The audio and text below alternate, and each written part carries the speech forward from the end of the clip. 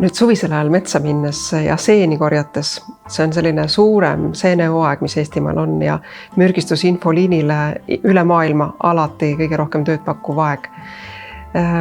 Maksab tähele panna, millist seent korjata. Kas ma ikka tunnen ära selle seene, mida ma endale korvi panen, või ma jätan pigem teadmata seened metsa ära. Eriti ohtlik on korjata valgeid seeni. Siin on segiajamise risk on päris suur. Millal ma korjan šampinjone, millal ma korjan valget kärbseseent. Meie metsades on päris mitmeid mürgiseeni. Kui huvitab, siis maksab minna Mürgistusteabekeskuse kodulehele, otsida üles seente alaleht ja saab ülevaate, milliseid mürgiseeni meie metsadest võib leida. Õnneks seeni korjates metsas ja puudutades mõnda mürgiseent ei pea küll kartma seda, et läbi naha ma kuidagi mürgistuse saan. Seeni tuleb ikkagi ära süüa, selleks, et mürgistust saada. Ja siin on jällegi üks selline teema, mida tasub endale silmas pidada, kui ma lähen külla ja mulle pakutakse seal seenerooga.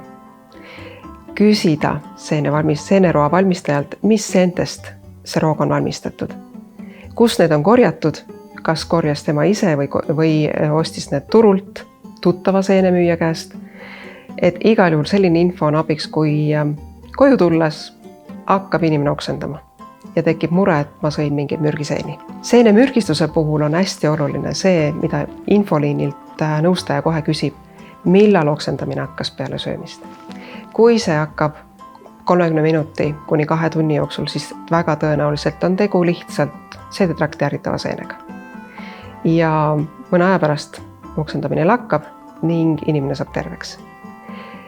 Süsteemsed mürgised seened on juba palju ohtlikumad, aga nende oksendamisperiood hakkab 4, 6, 12 tundi hiljem. Kõige parem esmaabi on muidugi aktiivsüsi.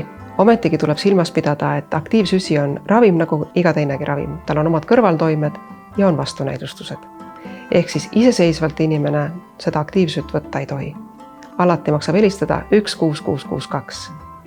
Erakorralise meditsiini spetsialist, kes teab, oskab juba siis hinnata ja soovitada ja hoiatada erinevate ohtude eest. Ja üks sagedasem kõne mürgistusinfoliinile 16662 on ma sõin ära ühe punase marja. Äkki on mürgine. Siis rahustuseks võib öelda, et Eesti metsades ei ole sellist punast ega ka sinist marja, mis ühe marja söömisel võiks olla mürgistust tekitav. Kõik söögimarjad on väga hea süüa ja korjata. Lastele maksab metsas olles võimalik kohta siiski meelde tuletada, et väike laps ikka igat marja ilma lapsevanemale näitamata suhu ei pista. Et siis te hoiate juba suure mure ära, et ei ole tarvis keset metsa hakata helistama 16662 ja küsida nõu, mida nüüd teha, laps sõi ära punase marja.